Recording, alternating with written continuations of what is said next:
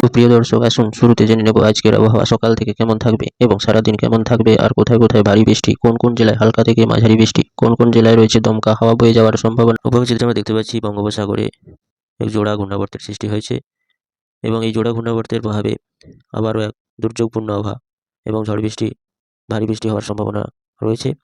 এই ঘূর্ণাবর্তটি কতটা শক্তিশালী আকার ধারণ করেছে দেখতে পাচ্ছি পোর্ট ব্লেয়ারের কাছাকাছি অংশে আঘাত আনতে চলেছে এবং আরেকটি অবস্থান করছে দক্ষিণ ভারতের উপকূলবর্তী জেলার পার্শ্ববর্তী অংশে। এই ঘূর্ণাবর্ত দুটি যদি জোরালো আকার ধারণ করে, যার প্রভাবে আবারও এক দুর্যোগপূর্ণ এবং ভারী বৃষ্টি হওয়ার সতর্কতা রয়েছে। তবে এই ঘূর্ণাবর্ত জোরালো আকার ধারণ করলে আবারও পশ্চিমবঙ্গ সহ বাংলাদেশের বিভিন্ন জেলাগুলোতে কয়েকদিন ধরে যে জাঁকিয়ে শীত পড়ার একটা শুরু হয়েছিল তা থমকে যেতে পারে এবং শীতল আবহাওয়া থেকে এক ঘূর্ণাবর্তের আবহাওয়া সৃষ্টি হওয়ার সম্ভাবনা রয়েছে।